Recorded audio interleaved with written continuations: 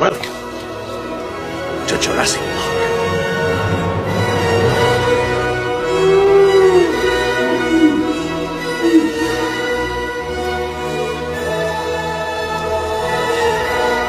Podcasters are so preoccupied with whether or not they could review Jurassic Park that they didn't stop to think if they should. I like it. I do, it's good. Right, welcome to Seismic Cinema. I'm Colin. I have usually not seen the film. Paul has probably watched Jurassic Park in the wrong order. And I'm James, and I probably written an essay on it. Or a book on it. I'm not quite at the book stage yet, mate, but I potentially in the future. You'll get there. Watch this space. Okay, so you can follow us on X, Instagram, Threads, TikTok, Blue Sky, and Facebook. So we have a Facebook page, but also a community group. So please consider joining us there. I've expanded this a wee bit. The usual ones, you can find us on YouTube, where we just hit 168 subscribers. So if you're feeling generous, try and get us up to that 170. We're on Spotify. We're also on Spotify for Creators, which is our host platform. Good Pods, Apple Podcasts, Audible, Amazon Music, and the famous Castbox, who we've all heard of. And we're also proud to be part of the Podpack Collective, featuring the newly named Howdy Beans podcast and some other favourites: Chatsunami, Cast and Views, Two Girls, One Reusable Cup, Weird Horizon, Game Club, and Ben Push Pull Health. So make sure you check these guys out, give them a follow and a listen.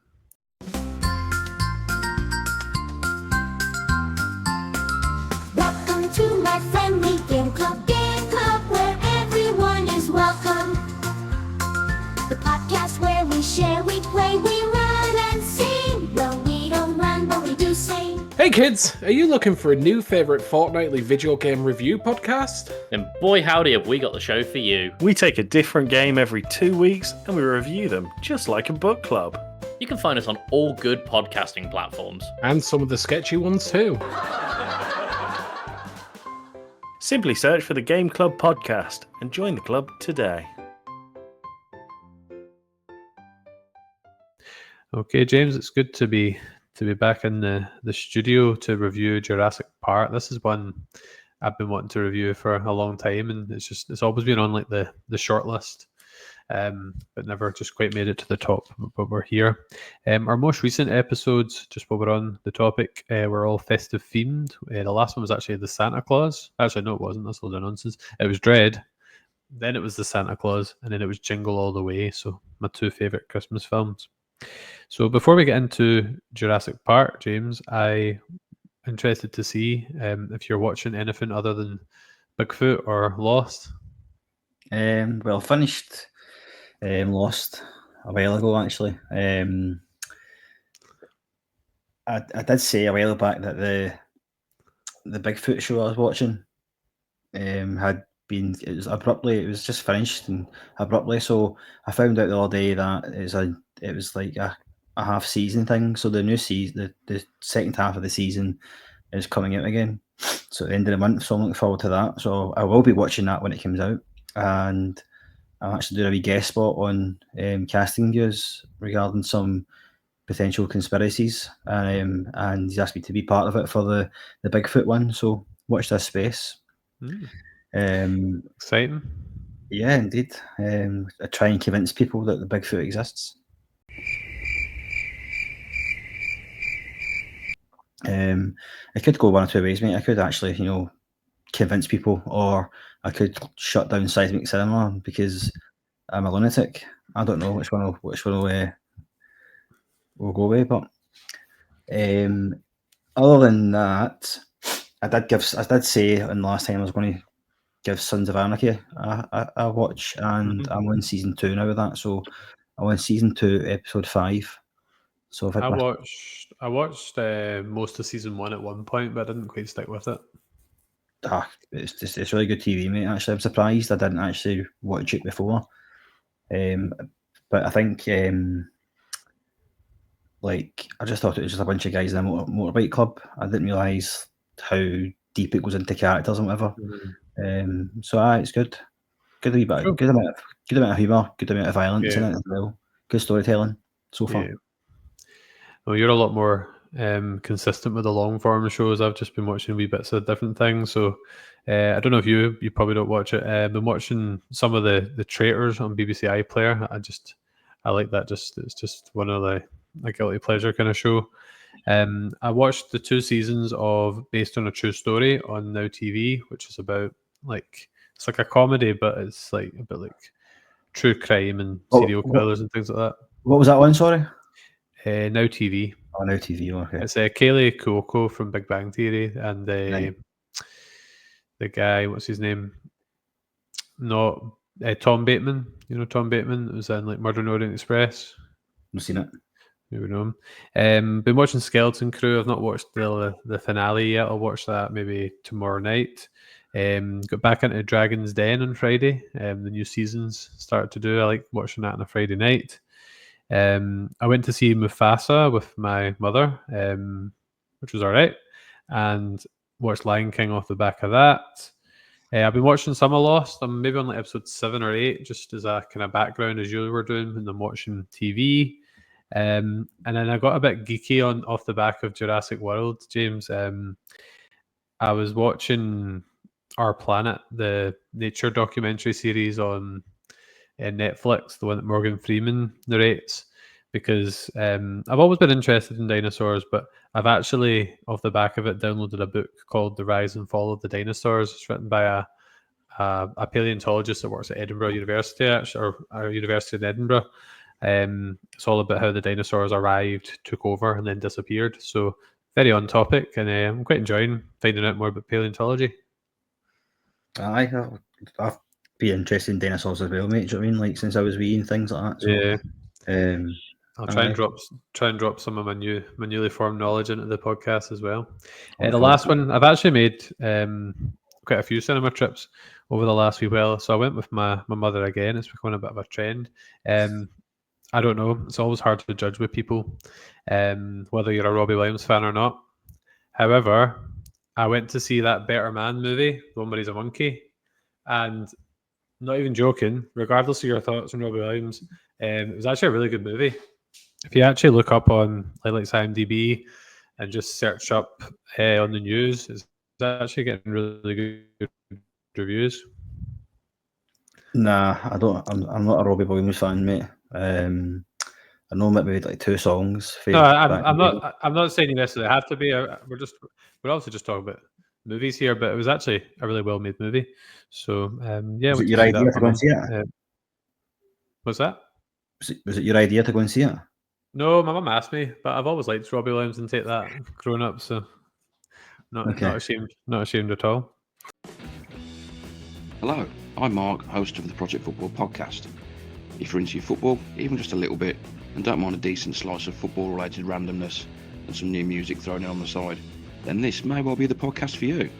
My guests discuss their history with the team they support, pick their best 11 in a trip here through time, and pick out moments in football history they'd like to have experienced from a particular individual's point of view in 4-4-U.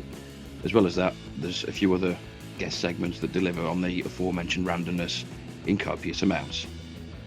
If this sounds like your sort of thing, check out the podcast on all the usual audio platforms, as well as on Twitter/X at proj_foot, Instagram at Project Football Podcast, and on Facebook, if you just search for Project Football Podcast, you'll find us there.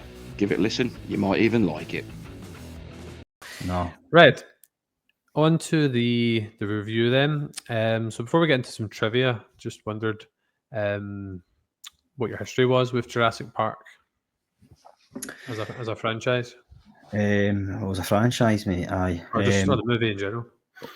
So, like, well, I seen this film when it came out, mate, in 1993 in the cinema with my dad. My dad took me to see the film because I was saying there that I like dinosaurs growing up, mate. Do you know what I mean? So, I had books on dinosaurs. I had the dinosaurs, kind of the figure and all that sort of figures, and like the different types of dinosaur there were. And I would just be, just as young people do, they just kind of play with their toys and whatever. So, I went to see this at the cinema with my dad. and I had it in tape as well, VHS, when it came out then. So it was one where, like, and when I watched it for the podcast, I was convinced. I've only seen this like a couple of times. So, for example, I didn't realise that Richard Attenborough was Scottish in it. Hmm. I had no idea until I watched it again there. So Mhm. that's how long ago. Like, I'm talking about when I was about that age. Well, you've not watched this. You've not watched this since the 90s. No, no. Hmm. Not that I Surprises remember, me. anyway. No. It's probably been on the TV a lot of times, mate. Do you know what I mean? But I've just never watched it. Yeah, No. I've watched it a couple of times in the last couple of years, and then quite a lot as a kid as well. Have you? I don't. I maybe have when I was younger, but I can't really remember. I don't actually know if I've seen the second and third one. Well, I was about to say that, mate. I've no. Mm. I started to watch the second one on the back of this, Aye. and it was late at night, so I fell asleep. I'm going to give it a watch though. I've certainly not seen the third one, and I've not seen the new ones. So I've seen Jurassic World, the first one. I don't know if I've seen the second one, but I've definitely seen the first one with Chris Pratt. no, I've not seen any of them. Cool. What about you then? Just watching it as a kid, to be honest. Paul's not on tonight, but I think I remember Paul being a big fan and having some of like the Jeeps and stuff in his house. I think I had a figure of Ellie's character and possibly Alan's character. I remember having a couple of the figurines when I was a kid. As I said, I've watched it a few times over the last couple of years, but I watched a documentary, the one about John Williams on Disney Plus, like a few months ago, and it got me kind of in the mood for like the kind of John Williams scored movies, the Spielberg movies as well. So yeah, I watched it quite a lot when I was a kid, and probably quite a big gap, maybe not as big as yourself, and then watched it a few times over the last couple of years. But this is probably the first time in recent years I've watched it the whole way through. I think I just had it on as like without people around or things like that. Right. Just before we get into the main review, I was wondering if you had came up with any trivia for the film. I did, mate. Got a few bits and bobs. We should probably compare notes before we do it, so we don't repeat the same ones. I'm kind of right. So I'll start off then, mate. So I'll go into the kind of the casting. So apparently, Harrison Ford was almost cast as John Hammond. It says Spielberg initially approached him for the role of Hammond, but he turned it down. So I don't know if that would even worked. He was already in there at that point, wasn't he? Yeah, he would have been. No, but 93 Indy was what? Late 90s, Aye. mid 90s. Indiana Jones came out in the 70s, is it not?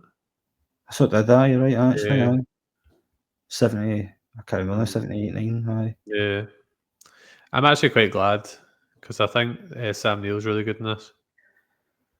No, but it was Hammond he was maybe playing, mate. So it was. Was Richard it?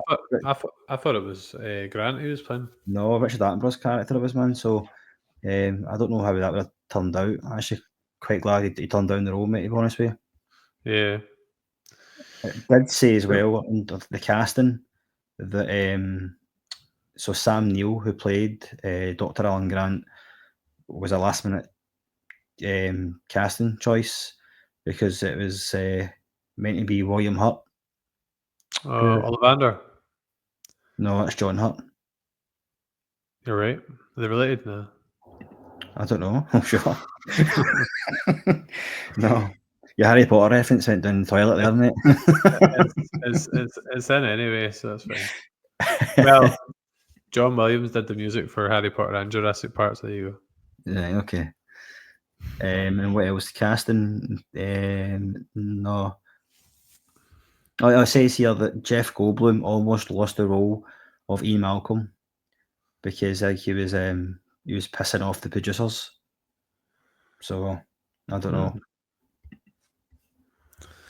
There you go. Can't imagine why.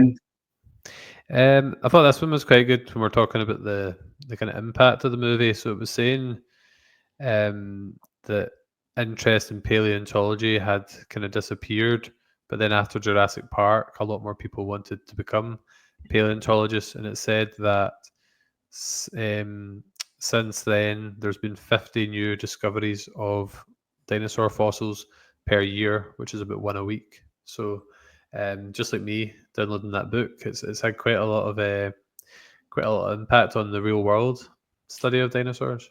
And I think that's what makes this film so enchanting, I suppose, is that it feels like sci-fi, but it's actually things that actually happened, which I sometimes still can't get my head around. The fact that it used to be dinosaurs walking probably around about where I live.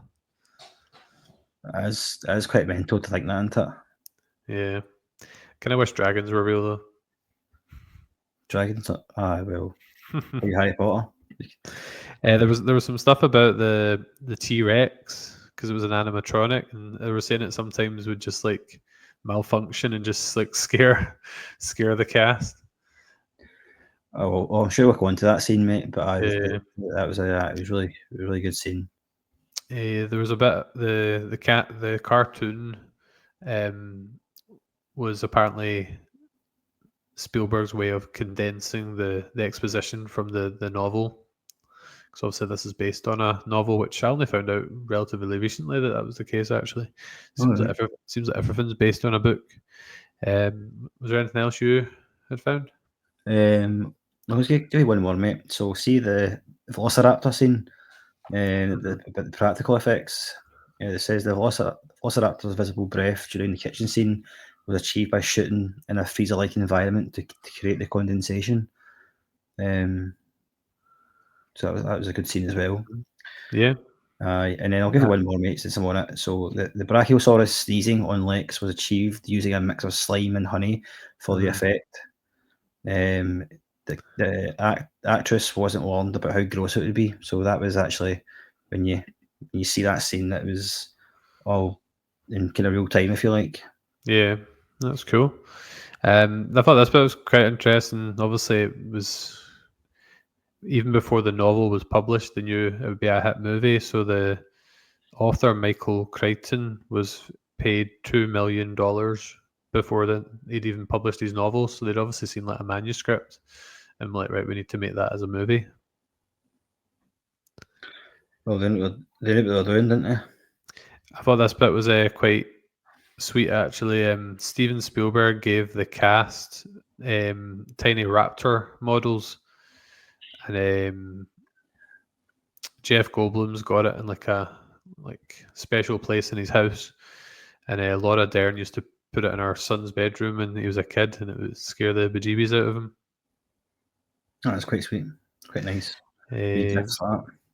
Just try to see if there's anything else. James Cameron had wanted to make this movie, but then when he saw the film, eventually he agreed that Spielberg was a better choice than him because it said his would have been much more violent, and it was quoted as aliens with dinosaurs. So it's always interesting to wonder what a film would have been like with a different director, isn't it? Aye. See, I didn't know that about James Cameron. I mean, a good film with James Cameron, but I very much a kind of more kind of violent, kind of probably more kind of action based. That. Yeah, I don't know if you knew this one, that Jeff Goldblum and Laura Dern were in a relationship or were engaged for 2 years after this movie. I did not know. That's news to me. Because obviously he's got a really good line in the movie where it asks if he's married, and he says sometimes. When did he say that? It's in the Jeep, is it not? Where he's flirting with her, and he says that he's married sometimes. Right, I thought maybe in the helicopter going to Jurassic Park. No, I think it was later on when he was in the Jeep, because I think it was later on in the film. Ah, right, okay. Another wee bit, just because you hear quite a lot about this, like Darth Vader was in like A New Hope for 10 minutes or whatever, but the dinosaurs were apparently only in the movie for 15 minutes. So obviously a lot of it's just the other people's reactions and the the kind of the tension building. Well, it feels a lot longer, doesn't it, than that, just because of all that. Yeah. Aye. And just to finish off, the famous line "Life finds a way" was improvised by Jeff Goldblum during the filming. You need to do it in his voice, but On you go then. no. You're the host. No, maybe later. Right. Just before we get into the main review itself, just a wee bit of background on Jurassic Park. So the tagline was "An adventure 65 million years in the making." It came out in 1993. James, you said you saw it in the cinema. What age were you then?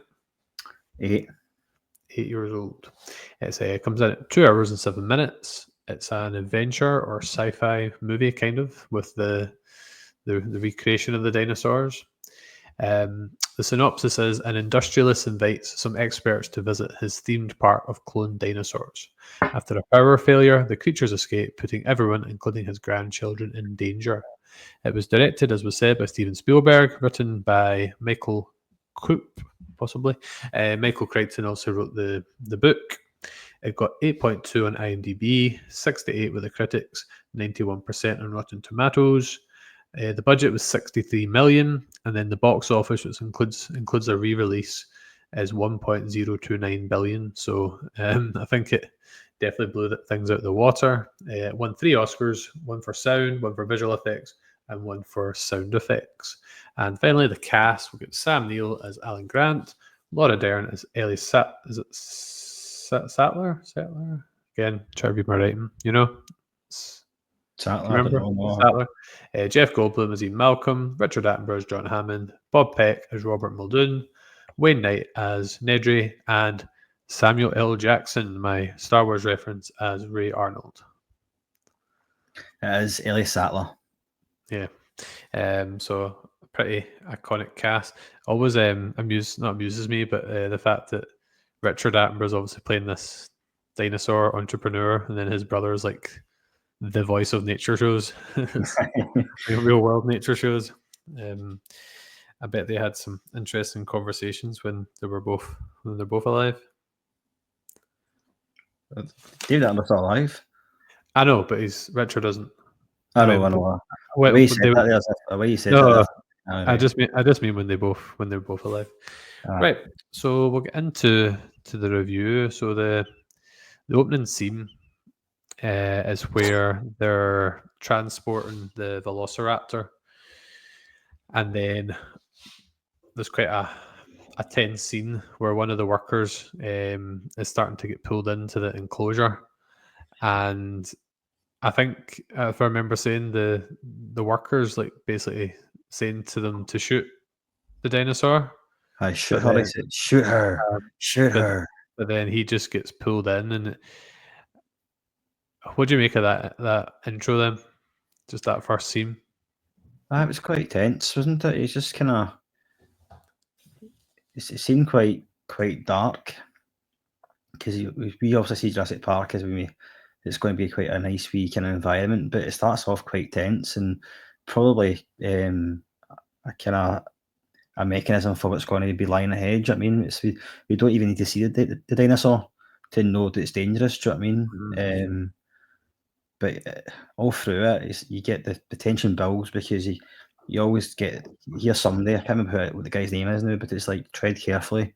Do you know what I mean? You've got to be very careful, and you hear it's obviously a Velociraptor, but you can hear the ramming in the crate. It's obviously very angry and all that sort of stuff. And then is it one of the workers falls, and then he gets dragged towards the crate, doesn't he? And he can just try to hold on for dear life, and basically he dies. So it's a good start to the film, I thought. They build up the Velociraptor as well, don't they? Because Alan talks about them later on, and then obviously there's a big scene towards the end with them as well. I think what it does well is it creates that feeling of like jeopardy right at the get-go, doesn't it? Because as you said, it's you can maybe liken it a wee bit to Titanic, because the characters So like Leo in Titanic, and then Alan and Ellie in this, they're going on this big adventure, like something they're really excited about, and for like a decent part of the runtime, it's just like it's like awe, isn't it, and just amazement at what's going on. And then as the film goes on, you've got that kind of darker undercurrent. But I think it's quite good as the audience that we saw what happened to that worker, and that we've got that information about the velociraptors. So when they're mentioned or when they're seen, there's always that wee bit of tension. And when the lawyer arrives at the dig or when he arrives at the park, he alludes to that, doesn't he? That there's been like a massive lawsuit, and that's why the lawyers there, they want to bring in some experts to kind of like check out whether the park should open or not, because he represents the investors. Yeah, so that's what happens, isn't it? So he's obviously the seriousness of it all, and he wants to bring in the experts of kind of paleontologists about, is this going to be the right kind of business venture for them? Is it going to be viable and all the rest of it? So it had to happen. Mm-hmm. And he names drop a bit as well, because he says that he's got Ian Malcolm on board, but he's not everybody's cup of tea, which is a wee bit of foreshadowing for like what he's like as a character. And then we then meet Dr. Grant and Dr. Sattler when they're doing a bit of a dig. They've made a discovery, but then the helicopter with Hammond arrives, and they have to quickly scurry and cover up the remains. There's quite a good scene with the wee boy. I was just going to say that. I was just going to mention that there. Aye. Do you want to talk about it then? Aye, sure. So he's talking about the velociraptor, and what's it the wee boy says? It's like, what's it? Basically, the wee boy is basically saying it's like it's a 6-foot turkey. So dinosaurs, velociraptors, basically aren't really a threat. And the boy says, it is like a 6-foot turkey. But obviously, Alan didn't really kind of take to that. He was too kindly, so he uses the he's got the raptor claw, isn't he? And he's just trying to scare the boy. What the dinosaur would do to him, like open his stomach and all that, and it basically leaving him terrified. And he kind of after that, he kind of hints that Alan doesn't really like children. Mm-hmm. He's more they're a hindrance more than anything. So he's kind of playing with I don't know, they're just the way that they think. So it was a good scene. It made me laugh. Yeah. But surely, I mean, I thought at the time, we all knew they exist. We all know they exist. Do you know what I mean? So I don't know why he was kind of so blasé about it, the wee boy. But I think it's maybe because at that point in the timeline, before they go to Jurassic Park, they are extinct, and obviously, the birds have evolved from the dinosaurs. So he's maybe just talking maybe like more about what the current circumstances is like. Yeah. Yeah, you're right in saying that Alan isn't too much of a potential father figure, and obviously that becomes a kind of arc for him throughout the film. There was quite a funny line that I wrote down early on in the film, and it was Dr. Grant's not machine compatible, which I thought was quite funny. So you obviously get early suggestions, like Alan and Ellie are quite familiar, they're quite kind of flirty and close, and they're obviously laughing and joking about kids, and Alan's saying they smell, they're noisy, they're expensive, and all those kind of things. What was your take on their relationship? Like, it never really confirms if they're together or whether he likes her or whether they're just close friends, No, it didn't. We didn't know if they were just work colleagues or they were close friends, were they together. We don't really know that, but you can obviously from the relationship, well, what we see that they are very close and they know a lot of each other's lives. Do you know what I mean? Yeah. And it didn't confirm or deny anything. So in a way, it kind of left us kind of guessing Mhm. what because they didn't kiss on screen or anything like that. They do hug though, The hug died, but I think that the Yeah. hugging was more to do with the fact that celebrating. they were celebrating at that point, but at the end of the film, they were kind of relieved to see each other type thing. Do you know what I mean? Yeah. That they're one's still alive and things. So I think it's just a human reaction for that to happen, isn't it? So I mean, I don't think they were together, mate, to be honest with you. I think they both probably wanted to, because you could see the way she looked at him, and like when she smiled at him when she saw him getting on with the kids later in the film, and it's like I think they probably both wanted it, but it maybe just hadn't happened at that point. Possibly, Yeah. mate, I don't know. But we never know. So then they get called into like their own office, and it's quite a humorous scene where Hammond's just like making himself at home, like preparing something to eat and something to drink. And they're a bit sharp with him until they find out why he's there. So he wants them to go to, and he doesn't actually say. I think it's quite good that they don't actually know they're going to, or what they're going to, like what Jurassic Park is, at that stage. And he obviously tries to entice them. Like they're not that interested, are they, at first? Because I think they've got a lot of digs on the go.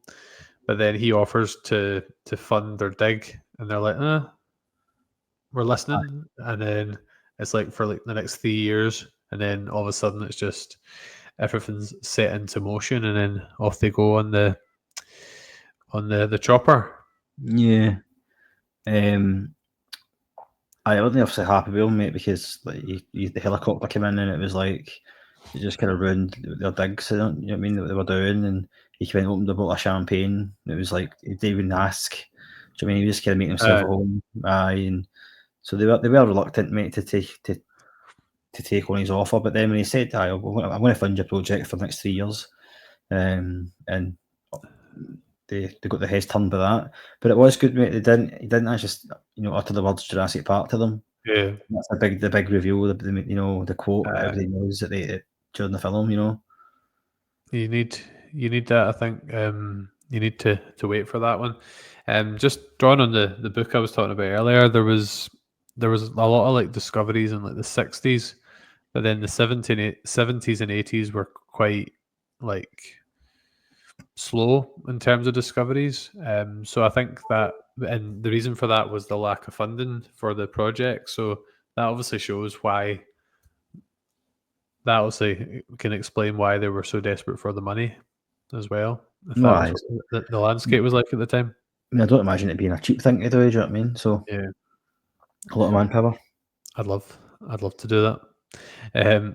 The scene on the helicopter is quite good because you've got the introductions, and then you've got Ian Malcolm. And then he's immediately flirting with Ellie, much to Alan's annoyance, and you can see that he gets quite jealous of Ian on the helicopter, but also in the Jeep as well. Aye, I mean, there is that. There is the kind of he is jealous, 100%, mate. You know what I mean? His future fiance. Aye. I mean, I don't really. I think I'm not really sure at that point in time you're meant to like him. Do you know what I mean? I think I think he was quite arrogant. He was obviously confident. Yeah. He's a physicist, isn't he? Kind of mathematician on chaos theory. Yeah. And his role was kind of as the kind of, I don't know, skeptical, isn't he? So it's like he was skeptical of it all. Yeah. Where obviously, I wouldn't say obviously the existing things, but I think his purpose to be in Jurassic Park was to be skeptical, and basically his is about chaos theory, talk about the unpredictability of nature, and he was to use that and again give the project the go ahead. Can it possibly happen?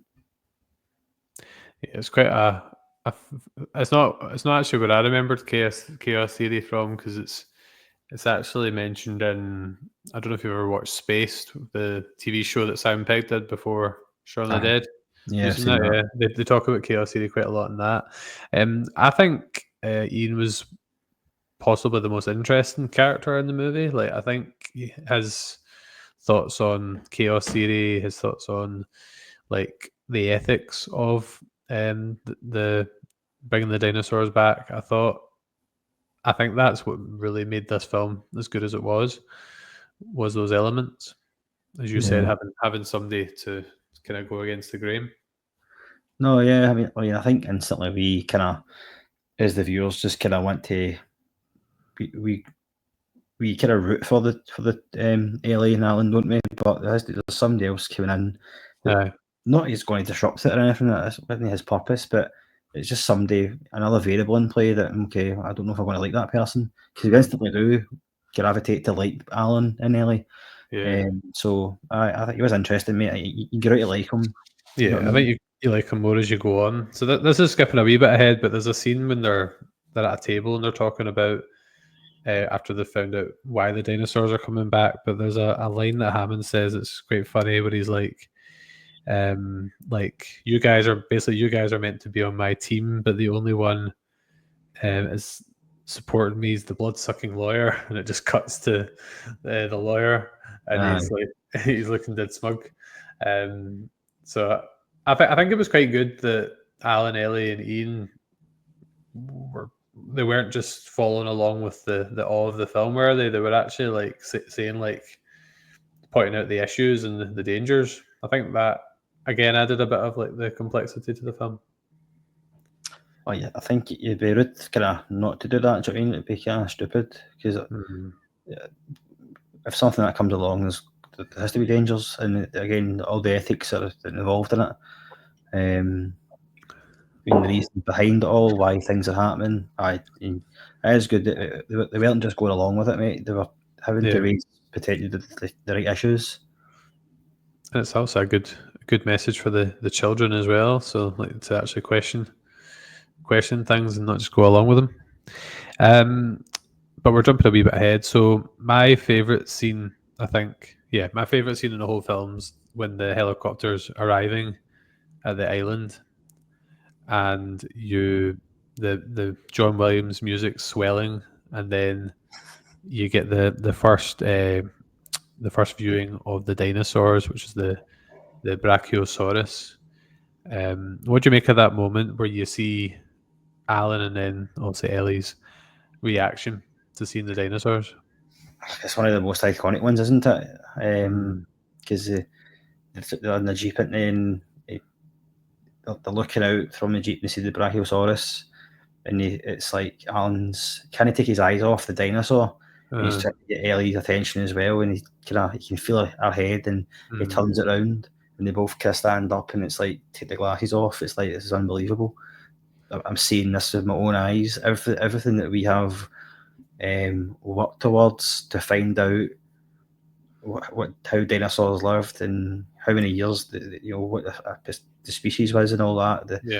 To see it in front of you basically makes their jobs redundant, because dinosaurs now exist. You can see it with their own eyes. There's no need to go back looking for fossils, because they're now here. You know what I mean? So looking for something, or in training for something, studying for something all your life, to then physically see it, and you never thought you would. I can just imagine. It was a nice reaction. It was good to see that. And it's not just shock and surprise. It's not just the one you see, though. Obviously, the camera pans, and then you see loads of them in the water and things like that. And I can't remember if it's this scene. I think it is this scene where he says, like, they move in herds. Is it this scene, or was it later? Oh, I can't remember. I don't remember that quote either. He said something about them moving in herds. What do you make of the CGI of the dinosaurs? I thought it was really good, mate. I thought it was all right. Obviously, for early, it's obviously a mixture of like the animatronics and the special effects. Yeah. But I think for 1993, mate, when this, it was, I think it still holds up, mate. To be honest with you. Yeah. I didn't watch it and go, oh, this is out of place. Yeah. This doesn't like with other films, mate. You know what I mean? Yeah. No, it definitely holds up. I think, see that scene we're talking about where they see the dinosaurs for the first time? Yeah. I don't think it'd be too outrageous to say that's one of the most iconic scenes, maybe one of the most iconic scenes in cinema. Just that that music and that visual and that reaction. Like it's the bit that always comes back to you, you know. I think if you ask 100 people, mate, if they've seen that scene, they'd say aye. I think you know what I mean. They would have heard of it at least, and to see it, I would agree with you, mate. It's definitely up there. You know what I mean? Yeah. So they've arrived and they obviously see it. There was a scene that we hadn't touched on, but I think is worth just quickly going back to because obviously it becomes really important later. Is when Nedry meets the like a business guy who's after the dinosaur embryos, wasn't it? Embryos, aye. And obviously it's quite interesting that they played that at the start of the film because obviously you then know just going in that Nedry's obviously one to look out for. I don't know if you ever quite find out why he is so skint, or no, what no was. I don't know if this was just a fan theory. Was he anything to do with the issue at the start of the film with the accident with the worker? Was he anything to do with that? Or was that just a fan theory? Yeah? So, but anyway, he's got financial issues. He's the classic disgruntled employee, isn't he? And he's trying to profit from the. It's quite a funny scene though, because he's like the guy's trying to be dead incognito, and he's just like saying his name out loud and just not caring, just shouting. Well, he's shouting because he's like trying to find him, and he's sitting having his breakfast, and he's like, come on over, and he's like, he's eating his breakfast, and he's just trying to obviously try to discuss how to sneak the embryos out, you know, and how they're going to do it and things. Yeah, Wayne Knight, it's the guy from Space Jam, isn't it? Aye, I know him from Seinfeld though, but Space Jam as well. Yeah, we did that, didn't we? Space Jam, yeah. Yeah, we did. That's cool. So obviously they arrive at Jurassic Park. They go into the kind of main building, and then they, much to Alan's dismay, they also find out that the grandchildren are going to be joining them on the voyage, and the wee boy in particular is it just it's not Timothy as it was the boy? Aye, I'm sure it's Tim. Aye, Tim, yeah. He's he knows Alan Grant. He's read his book, and he obviously is like, "What car are you going in?" And he's like, "Oh, the same one as you." And it's just the look on his face, and he's like, obviously the paradise that he's kind of came to is quickly crumbling. But it's obviously they find out when they have the kind of tour of. I'm trying to remember the order this goes in. They have the initiation first, then they go on the tour. Is that right, or do they go on the tour first? So they go into the lab, isn't it, and all that. They see the tour of the lab, and they get a wee kind of demo video. Yeah. So Mr. DNA, the cartoon DNA, kind of narrates how they got the embryos and all that. Aye. It was quite funny the bit with Hammond in the video, wasn't it, where he was like involving himself in the scene and things like that. Aye, talking to himself. Aye. And they obviously then find out. Obviously, once the initial Oz went away, it's like, how's this actually happening? So they go into the whole science of it all, don't they? With the what was it again? It was it like something from a tree that kind of fossil. It was a mosquito, wasn't it? Aye, so it was so basically it said that the mosquito landed on different dinosaurs, and mosquitoes extract the DNA from the dinosaurs, and then the amber from the tree, the sap from the tree, isn't it? From it kind of fossilizes the mosquito, and then from that kind of fossil, they can extract the DNA from the mosquito. But it's no full complete DNA though, because they've got to fill it with frog DNA to complete the stand. And that's obviously. Oh, you've. Sorry, I just got attacked by a dinosaur. The important bit that comes up here, obviously, is the scientist guys talking about how they're all females because they want to control. They basically don't want them breeding, so things don't get out of hand. So and it's quite a dark moment where he's like, "Oh, we've created it like that." So it's like they've got like this ultimate power over these creations. They're basically playing God, you know. But as E. Malcolm says, life will find a way. There you go. See, you were the guy to do it. I thought it was quite clever though how they obviously they engineered it that way to be all kind of female dinosaurs, but they didn't take into the fact that the frog DNA can be, you know, can change genders and stuff like that. So that was quite clever. Yeah, and it's obviously your favorite foreshadowing for later in the film as well. Indeed. So once they've got the kind of information, they then go on the tour of the park, but it's a wee bit of a disappointment for them in a lot of ways because the dinosaurs are basically playing a wee game of hide and seek at this point, and they don't really see a lot of what's going on. Nah, I don't. What do you make of that technique? Do you think that helped build like the tension and the suspense for later in the film? I think it was good. They just didn't really reveal them all at one time. I think it was good, you know, because you want to kind of gradually get into it. Do you know what I mean? You see one or two at the start was good because it was a good introduction to what life could be like. Do you know what I mean? And then it was a wee bit of a, you know, okay, I'm not really seeing anything here. And then it did build tension later on because then the T-Rex that you see was quite quick as well. It wasn't kind of. I felt initially if a film like that came out, everybody knows and probably thinks the T-Rex is like is the daddy. Do you know what I mean? The top of the food chain, and it would be the last one you would ever see. But actually, no, it wasn't really. Do you know what I mean? I thought it was introduced quite quickly, and the Velociraptors were the ones I thought it dragged their story out. Do you know what I mean? So I thought it was played well, mate. I was quite. I mean, less is more type thing. We always say it, don't we? Do you know what I mean? Yeah.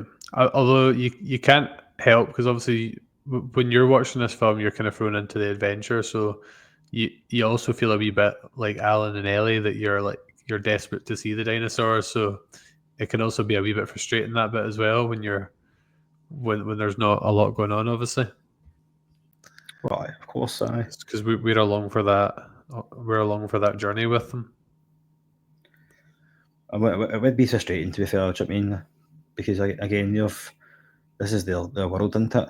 And Yeah. you don't see anything right away. It's like, oh, what is the point of this? But So with another part of this tour is good for like the character moments as well.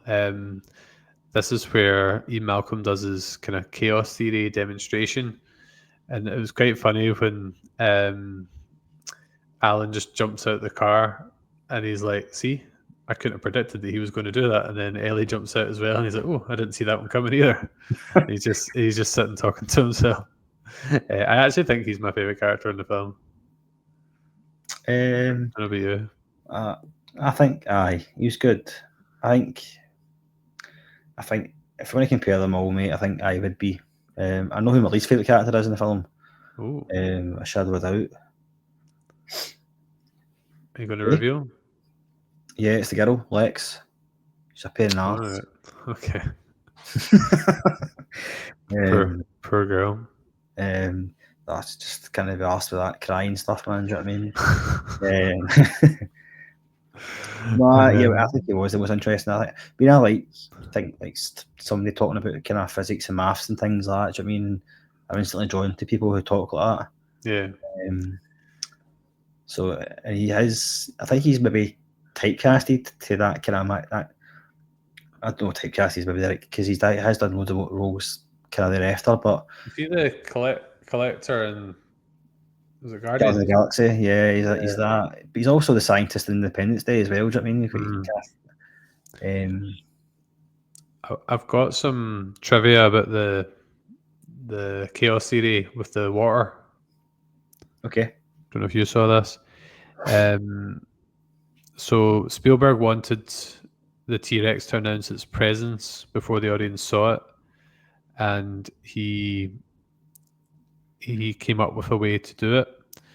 So basically the movement of the water was created by guitar strings plucking, and in that scene with the water, there's somebody like on the floor of the car, like strumming a guitar to get the Water water to moving. move the way it does. Yeah, That's pretty cool. yeah. It's that's something I think, and I'm sure you'll share my views on this. The way they announced that the dinosaurs were coming through, like there was one with the puddles as well later in the film as well. I think it was the tension of the vibrations. You know, it's the frequency of they were using the water for that. It was really good.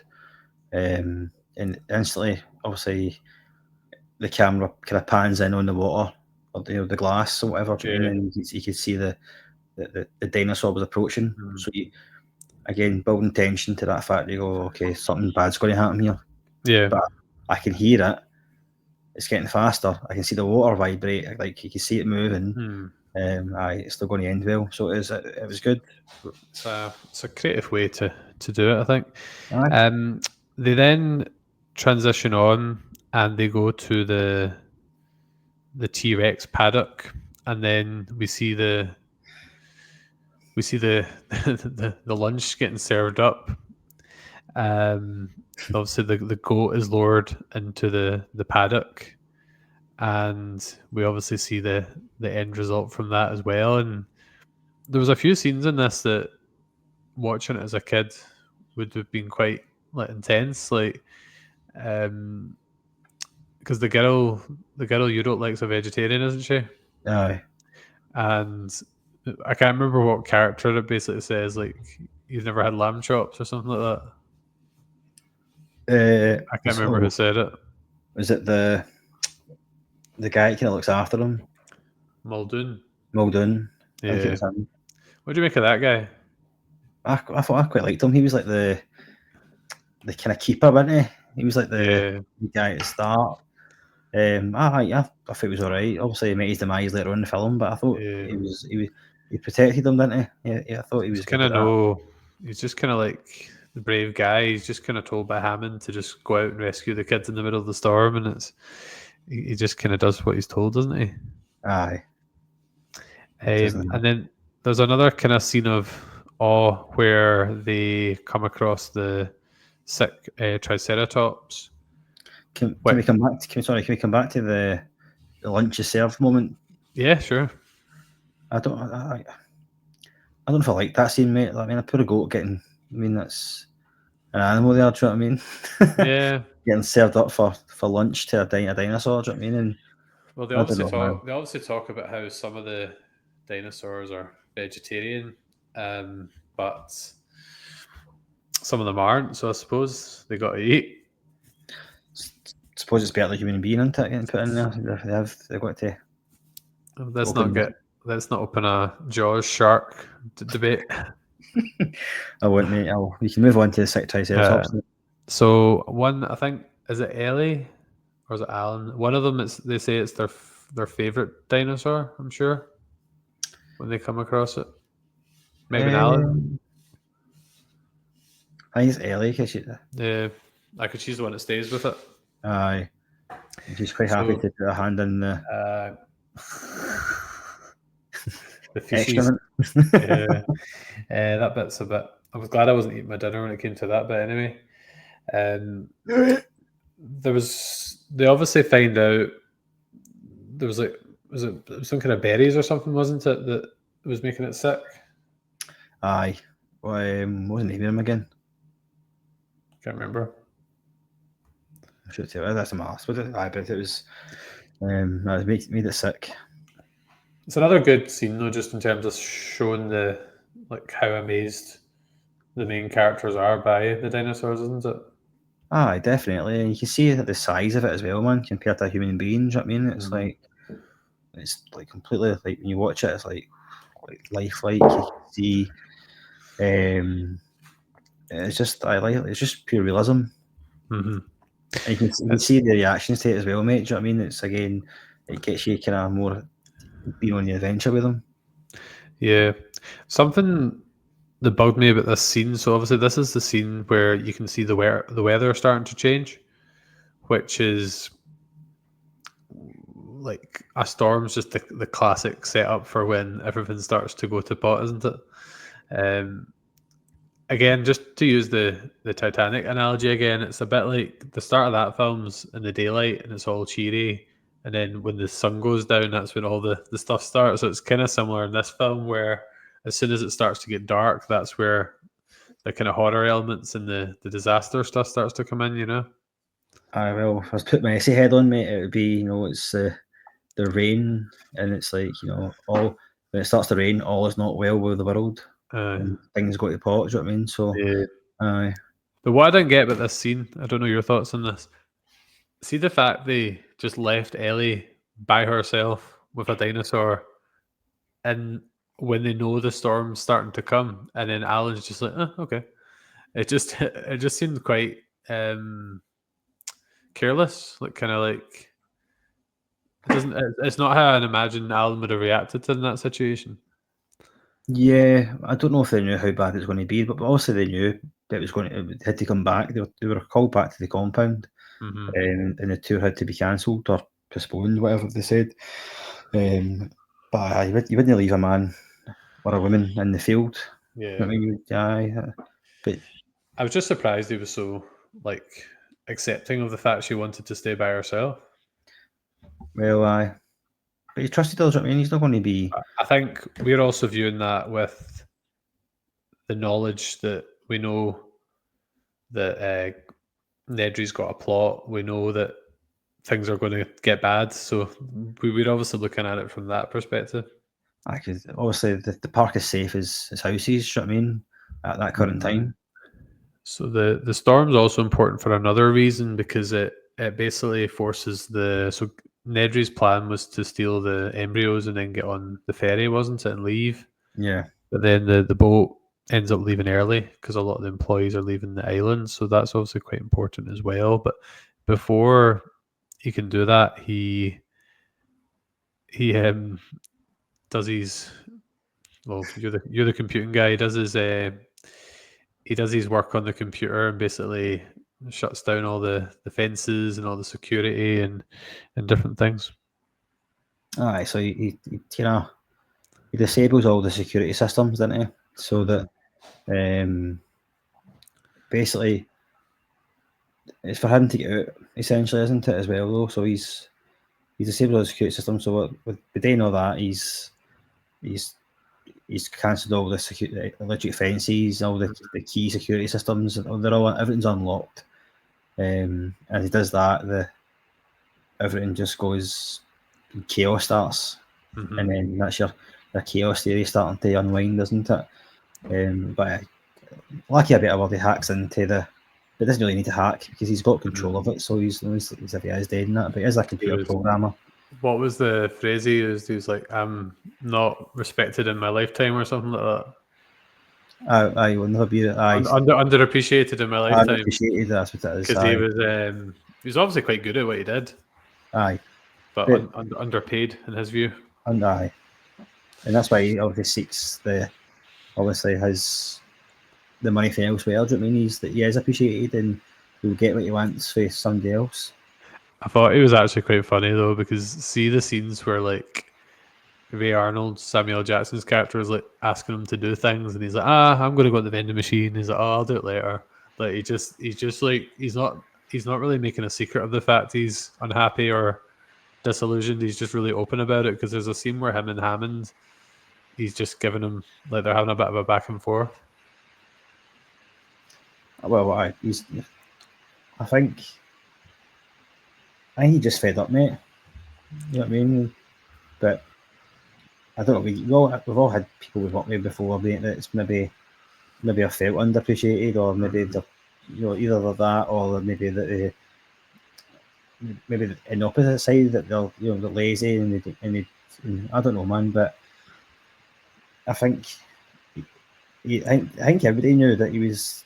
I think at the same time, Hammond knew as well that he was maybe Hammond wasn't a nice man. He was power hungry, mate. So he was, and I think he used a lot of people to get what he wanted. And I think, unfortunately, Nedry was one of them, and he used them. And where I think he was right or wrong, he took matters into his own hands. Do you know what I mean? Sensed an opportunity. Aye, exactly.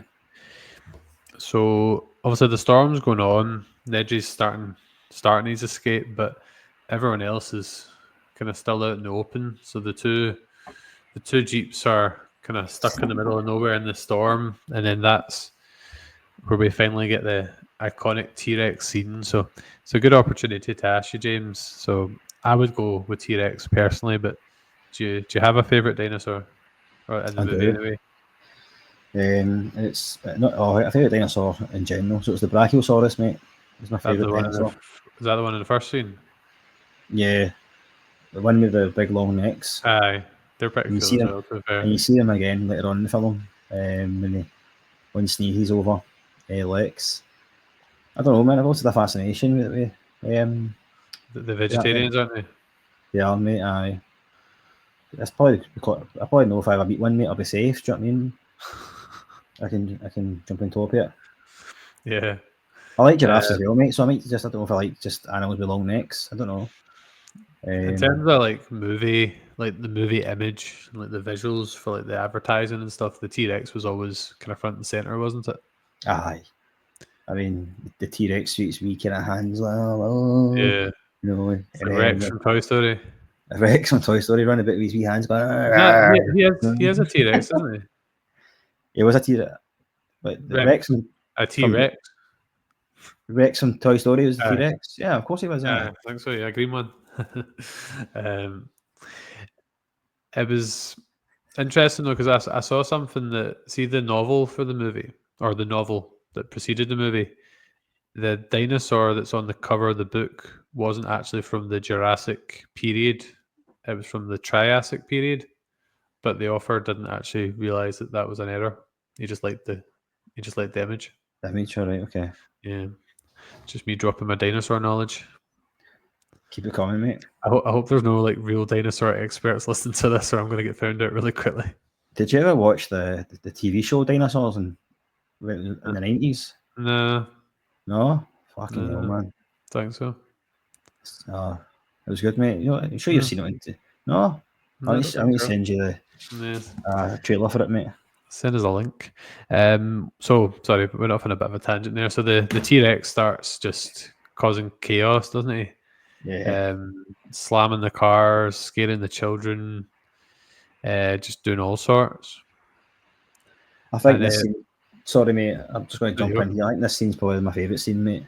Right. I think the visualisation of it all, mate, and the tension it builds, you know, it's the bit where it's like Dr. Grant Allen is like, you've got the boy and the girl as well. And it's like he's right there in front of you, but he can't see you if you don't move.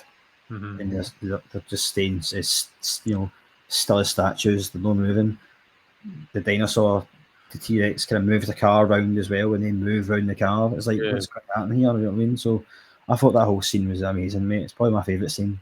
Yeah, I think they did quite a good job of building up like how the different dinosaurs sense things, because they talked obviously about the velociraptors and how they would look right at you, whereas the T-Rexes rely more on like you moving. I thought they did that quite well without it being like too much exposition. Like I think it set up your understanding of how they would behave, and I think it enhanced some of the scenes later on. Aye.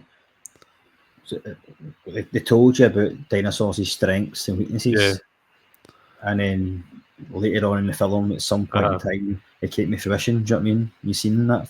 Yeah. So just to get it right, so Alan and Ian were in the same Jeep, and the kids were with the lawyer. Yes. Because the lawyer isn't a Gryffindor. He sprints off to the loo. Nature cars. I wonder if he just.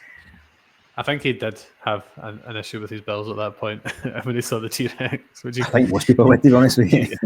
You can't blame him for it, but just I think that although it's obviously a horrific death scene, I think the sight of him just he's scants down in the toilet when the roof disappears is Aye. hilarious. I remember that in cinema, man. It was good. Just think, I don't remember people laughing, but I Yeah. think if I was watching it for the first time, if I watched it for the first time as an adult, I'd have laughed. Do you know what I mean? Because it is funny. It is funny, but Although he was the blood-sucking lawyer, I thought he was actually all right as a guy in a sense. Like he was just trying to do his job. Like he but was. you abandoned the kids though, didn't he? He ran away. Oh, yeah. That's No, not apart from that, before that, he was actually all right. He wasn't the worst. And then, but Ian gets taken out by the T-Rex as well and gets injured, and they don't find him till later on. So basically, Alan ends up with the kids, doesn't he? And that's what I think he starts to show his, although he's showed his disdain for the kids earlier in the film, I think he starts to show a wee bit of a protective nature here, where he's like using like the flashlight and stuff to get the kids to safety. the bit with the flashlight's good to try to get the attention of the T-Rex. Was good. And as well. the Jeep ends up going over the side of the cliff and they get stuck in the tree. There's a bit later where the girl you don't like was going up a tree, and then the wee boy's like, "Oh, you should have seen the tree earlier," because obviously the car was falling down the tree. Aye. I do like that scene though, because it's really nice to see Alan start to bond with the kids. I think because I think it obviously gives his character that kind of growth. But I really like that scene with your favorite dinosaurs. Not your least favorite girl and your favorite dinosaurs. Like when Alan's obviously playing the role where he says he'll stay up and watch all night. I think it showed a nice. Do you like them because they're just dead gentle dinosaurs? I think they're gentle, mate. Aye, I just that they are. Do you know what I mean? You feel like you could have a wee cup of tea with them and just talk about life. Do you know what I mean? I don't know, mate. It just seems so peaceful. Do you know what I mean? It makes you relax listening to them. I think when you hear their noises and stuff. So that scene is nice. He's got the two kids, side by side, and he's going to protect them. He's going to stay up all night, make sure they're safe and things. But I was so happy when the Brachiosaurus sneezed over the girl, because that was a good moment. She deserved that. It's also just a wee bit of the calm before the storm again, isn't it? Before the film hits into high gear. I think that was a nice thing about the film. I don't think it was all go all the time. I think it did. I think it had its action scenes, but I also think it had a good mix of action and like the maybe more character scenes. No, it did.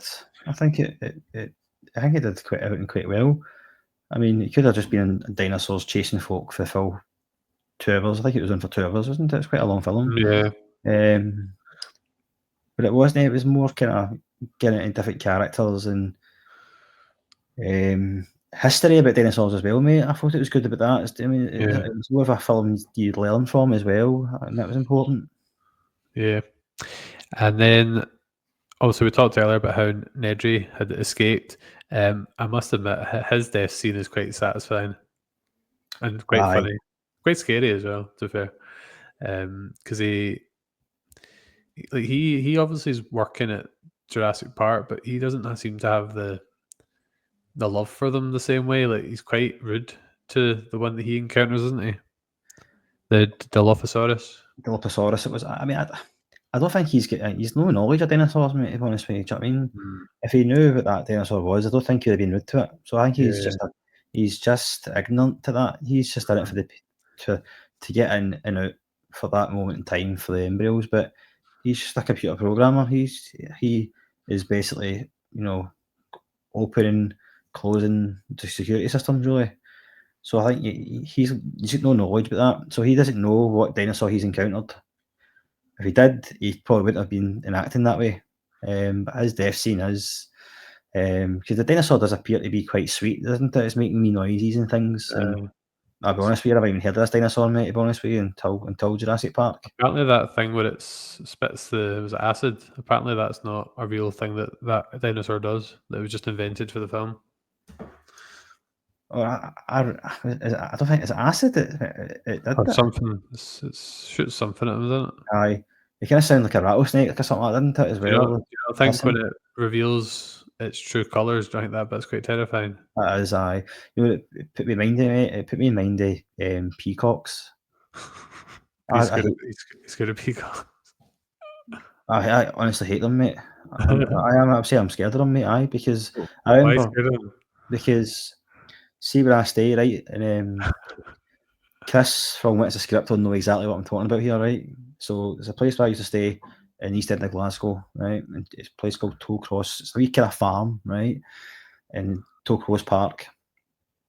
And my mum and dad used to take me there on a Sunday. And it was like you could see like there's wee cows and there's wee chickens and all that sort of stuff, right? But there'd be peacocks randomly like walking about the place. And they can jump up and things, and then obviously when they get scared or something like that, it comes their feathers, and it did it one time in front of me. Like I was young at the time, right in front of me, mate, and it honestly, like fucking, I think I was in tears. And for the end, mate, I'm scarred for life because of them, man. So nah, I'm not having it. So Now I know. Now I know what not to put in your birthday card. Then. Aye, so there you go. It's an interesting scene because the dinosaur does seem quite sweet, as you said, and then it's kind of just follow him, and it's quite a humorous scene. Then all of a sudden it just erupts, and then he gets away from it, and then he goes into the car and he just turns around and it's there. But I think he got his comeuppance really for his. It does add a bit of a layer, though. You said like Hammond in the park is not exactly a very ethical enterprise, so but he was still two wrongs don't make a right. He was still trying to steal from the company and stuff. Do you know what I mean? Aye, I mean, did he kill MD outright? Who? Nedry? No, but he's not. He's obviously not a great guy, is he? He's a bit of a con artist. He's a con artist, but I don't know if he deserved to die, mate, to be honest with you. Mm. You know what I mean? How did the dinosaur get in the car as well? Because I thought he closed the door. Through the window, I don't know. Anyway, maybe he brought the open, I don't know. So, round about this point, Ellie and Alan get reunited. So you kind of got the team back together, and this is where they find the raptor eggs, and then there's a big discovery, isn't there? Well, the fact that our eggs is a big discovery for an obvious reason. Because all this, the dinosaurs are breeding, and that, according to the lab guys at the start, it was all female. So how can females breed? But that is a real thing, though, isn't it? From like amphibians, like if it's like all the one gender, they can actually change gender. Yes, absolutely. Yeah. It's like a defense mechanism type thing. Like, it is. I'm really fascinated.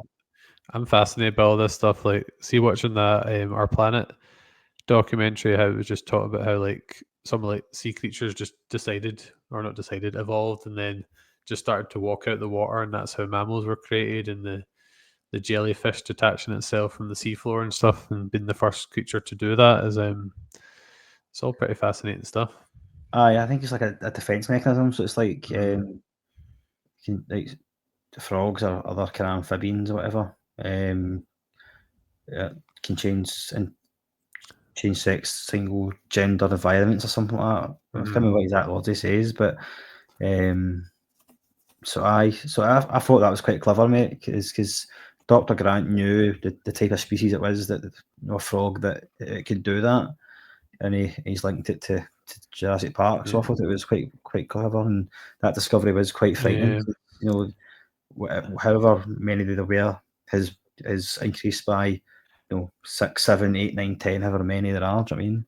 Sets you up for the sequels as well, doesn't it? I'm actually quite keen to watch 2 and 3, and I'm actually quite keen to watch the Jurassic World films. Just because I'm in the zone with the franchise, it'd be quite interesting to watch them. Something that I missed was just the fact that Muldoon was sent out at this point by Hammond to find the kids, and Ellie went with them. That's why they ended up getting reunited. But Muldoon, the the kind of hard man has his clever girl scene, which kind of brings to life what we've been hearing about the Velociraptors before. Obviously, going back to Alan's stuff about them at the start of the film, because they basically sneak up on him, don't they, from like different sides? Aye. They're talking about how the Velociraptors are kind of hunting packs and that they're clever and they kind of like almost like humans. They kind of draw people out so they can kind of attack them from behind or whatever. Do you know what I mean?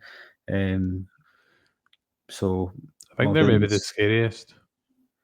Aye, I don't know if they were the Always. smartest though. Like, and I don't know if any paleontologists are out there they can tell us, but I don't know if they actually were the smartest. But I thought Muldoon took forever to get his gun, like to shoot one.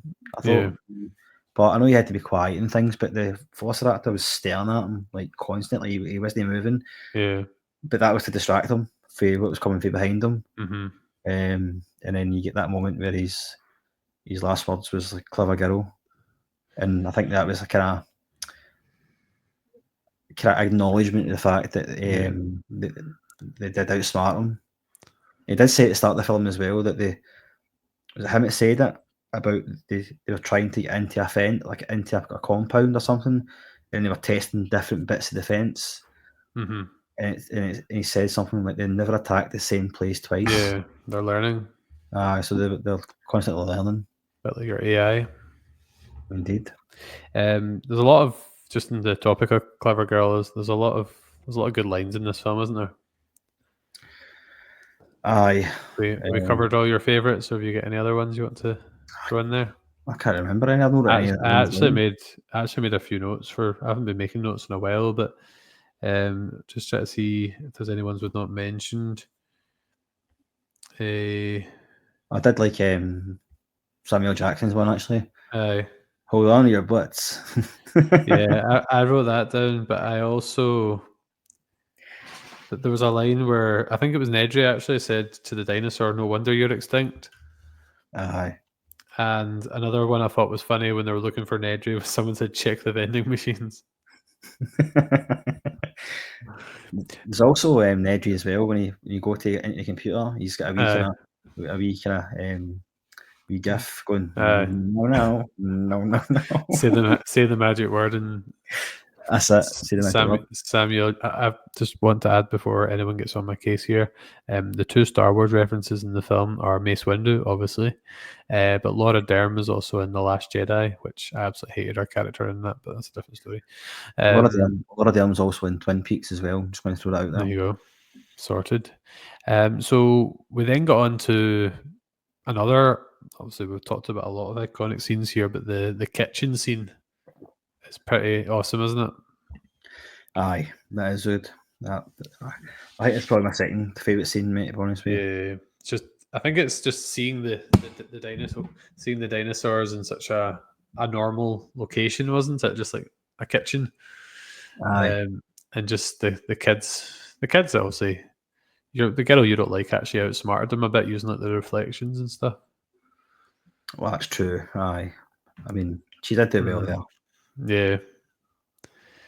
So they kind of eventually escape, don't they? Well, kind of escape. They think they're safe, but then the Velociraptors just keep on coming, don't they? Yeah. They see the kitchen scene, though, that was actually foreshadowed from before, because I've seen earlier on in the film, we're talking about making food and things like that, and it showed you the kitchen layout. So they seen the kitchen layout, so they knew how the kitchen was actually where they could do things. It was quite subtle, to be fair, about it, but it was actually there. Yeah, that's they how go they. up. Yeah, they go up into they go into like a vent when they're trying to escape. Is it a vent?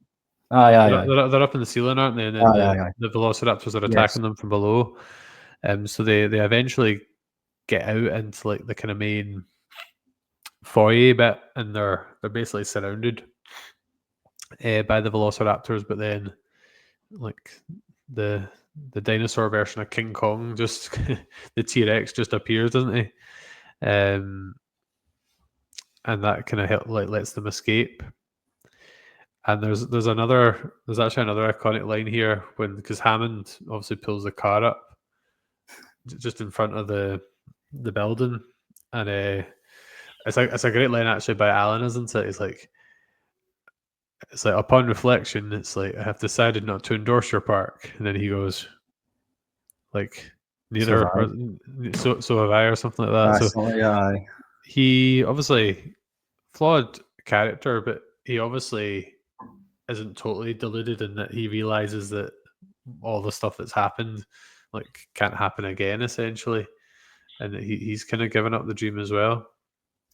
I think it was ideology. Do you know what I mean? And realism overtook it. Really, I'm glad they obviously seen sense that this couldn't happen, because we got the experts in. We got the expert in chaos theory. Chaos theory, is there for a reason. Unpredictability can happen. It happens in every walk of life. Do you know what I mean? Butterfly flaps its wings.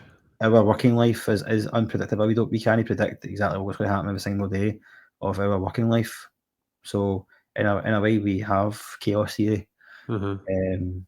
So I mean, he was flawed character, mate, for sure. He was obviously an idealist, and I think at the start he was kind of power hungry, but as soon as he seen the devastation of it all, and the fact his grandkids were involved in all that as well, made him obviously have second thoughts about it.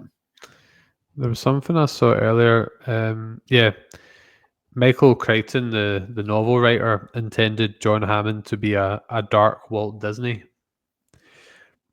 But it also says here, however, while possibly unintentional, the character is also similar to P.T. Barnum, so like the kind of Greatest Showman fame. Right. So Okay. it was obviously kind of written to be like the kind of the showman, I suppose, Right. and getting all these characters together. But what's quite interesting when they're all leaving on the helicopter the same way they came in is they're leaving the island, but the dinosaurs are still there. So there's obviously that feeling of like what's going to happen next. That's right. It's not as if they've done a Lost and made the island disappeared. Do you know what I mean? Or they blew the island up. It's breeding dinosaurs as well. Yep, they still exist, exactly. And the film just ends like as they're moving away in a helicopter. So it is that kind of ambiguity of what happened. It leaves it open for a sequel. Do you know what I mean? There's one scene you didn't touch on, mate, I want to go back to. Is the bit where the race against time, mate, to go over the electric fence. Right. And we've got Ellie who is trying to turn the power on, obviously to secure the park. But what she doesn't know is that Alan, Lex, and Tim are trying to get over the electric fence at the time. Oh, yeah. I remember, So the scene is like, let's climb the fence, and they're trying to get away from the T-Rex, I think it is. Can't remember now. And so Alan and Lex get over the fence, and then you count to 3 and just fall.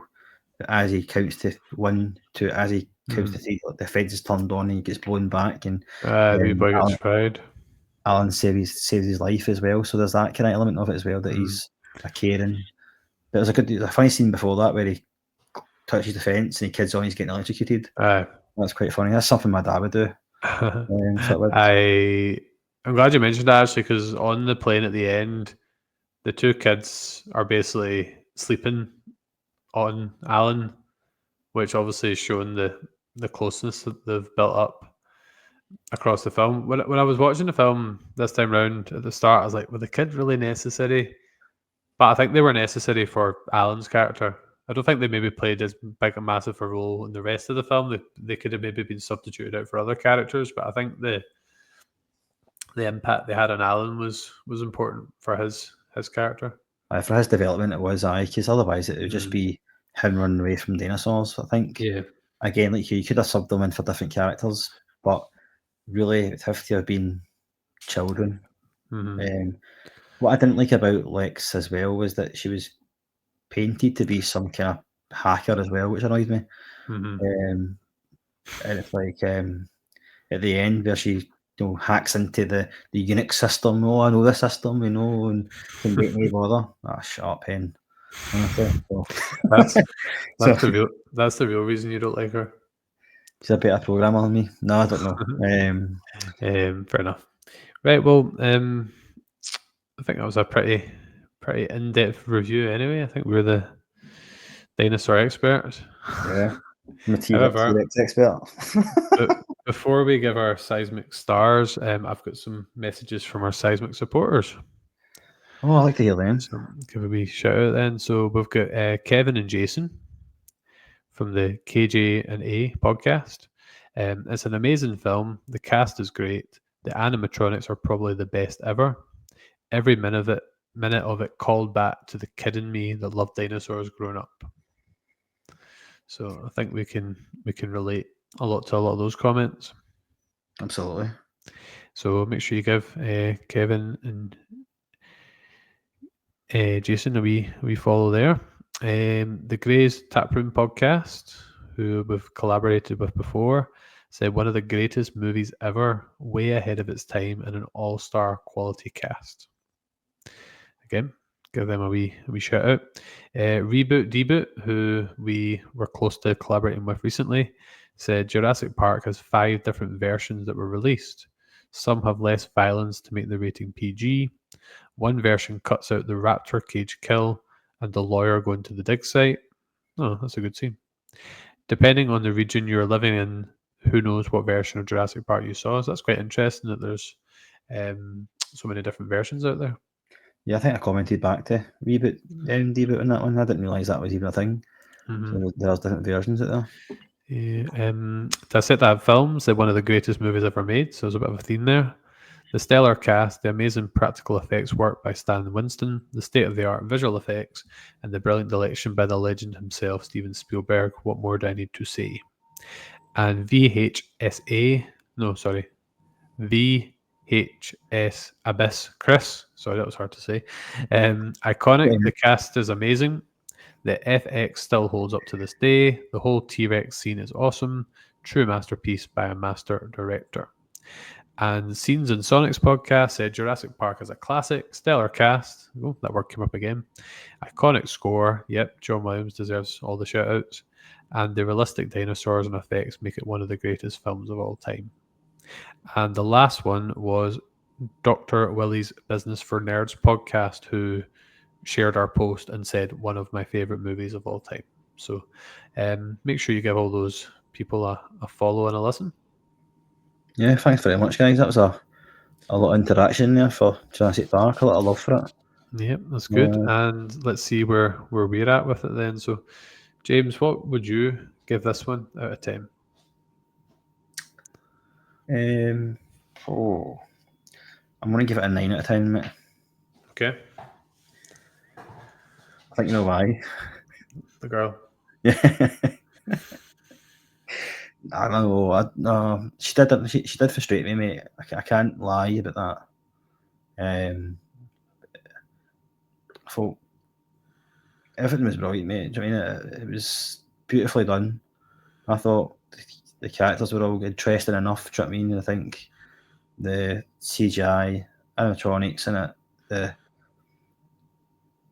actual scenery itself, mate. Do you know what I mean? It was lovely. And plus, I got to see my favourite dinosaur as well, the Brachiosaurus. So I'm going to give it a 9 out of 10, mate. I'm being harsh. I understand that. I know you're probably going to give it a 10, but I just can't shake the girl character, mate. I think she just annoys me that much. I need to bring it down a peg. So 9 out of 10. She didn't bother me, to be honest. It wasn't something that bothered me. Why? What's that? Why? Lie. I'm joking. I said lie or why. What would I give it? I think I will give it a 10 because I can't really think of anything that I want to say negative. I think the cinematography in terms of like the water effects we spoke about, the what's the word? Less is more aspects. The John Williams score, the characters, the cast. There's a lot of great dialogue, one-liners. There's complexity, isn't there, with the ethics discussions and the like the twists with the eggs being found and like the way they held things back, like the fact that they were going to Jurassic Park, that they didn't rush into showing the dinosaurs. I think there's a lot of good stuff in there, and yeah, I'll give it 10 because the girl didn't bother me, to be honest. No, I get that, mate. You know, I'm just being pernickety. Yeah. Everything you've said, mate, is completely valid, mate. Do you know what I mean? I like the fact as well that the film itself actually brought back an interest in dinosaurs. You know what I mean? It's had a real, not just a popular culture impact, but like an actual real world impact. Yeah. Because I just honestly, I don't. Can you get your head around the fact that, well, one, that humans didn't exist before, or even that's just hard to really get your head around. But the fact that these dinosaurs, who would have looked a wee bit different than what they're portrayed in the film, obviously, but there's the fact they used to just roam over the lands, and that's all there was. Do you know what I mean? Like, they ruled the roost. It's just crazy, isn't it? I know. I'd love to just do a whole podcast just talking about that single fact. Like, aye, it's hard to believe, mate. Do you know what I mean? Because before, I mean, it's 65 million years ago or something like that. Just and how they find out, because there's different types of rock, and some of them you can't really tell how long ago it was, but there's some that do, the ones that came from like volcanic eruptions, like a lot of the rocks from that, you can actually properly work out like a kind of rough time frame of when the particular dinosaurs existed. And no, it's fascinating stuff. You can talk about that. No, it's 100%. It always something that captured me in primary school as well. Do you know what I mean? I used to have encyclopedias about dinosaurs and that. So, I know, definitely, man. Do you know what I don't get? You gave this a really good score. You loved it as a kid. You love dinosaurs. You love movies. How did you not watch this in so long? I don't know, mate. Like, when I watched it, I seen Richard Attenborough's Scottish. I thought, well, no, like, if I'd watched that very, very recently, like I'm talking about in the last 20 years, I would have known that he played a Scottish character, and I'm like, this is news to me. It just screams James. Like, it's a you film, I'd say. It's a what film? Like a you film. A me film? I think it's just a film that I've known you would like. Aye. I do like it, mate. I maybe had no kicked arse out it, do you know what I mean, watching it, but... Interesting, though, that you picked, you voted for Indie over this for the review. It's because you wanted to do Jurassic Park, mate, so I was just doing... Trying to time me. I was just going for the other one. Oh, well. Fair play. Right, well, I think that's a good time to mention... I know Paul mentioned some things as well, but I wasn't quite sure what we're going with. Had you selected 3 films? I thought Paul was doing it. I didn't pick any. Well, Paul did pick some, so will we just go with that then? Well, Paul was getting on board with the podding again, so I thought I'll just give him a shout. So I don't know what he's picked. So he said Commando, right? Running Man, and Last Action Hero. I saw 3 Arnie films. Guess what? I've not seen any of 3. You've not seen any of them? No. He's old, man. But that's the whole point of the podcast, isn't it? Well, that is I. Right. Last Action Hero. Right, so just to finish off, just a reminder that if you enjoyed the review and our in-depth analysis of Jurassic Park and all things dinosaurs, you can follow us on social media. You can watch us on YouTube and Spotify, but you can listen to us on there, but also other platforms. So we're on 168 subscribers on YouTube, so if any help getting us up to 170, 175 would be great. We've also just got one more wee request. If you're watching, just give the video a wee like. It helps with and a wee comment as well. Definitely helps with the algorithm. And make sure you check out the Pod Pack Collective and all these great people here. So I think all that is left to say is that I'm Colin. I've sometimes and quite often not seen it, but I've definitely seen Jurassic Park. Paul has probably watched the Jurassic World films and then Jurassic Park. And James? I have probably written an essay on it, but not a book. but not a book. Right. Over and out. I'm definitely not endorsing this podcast.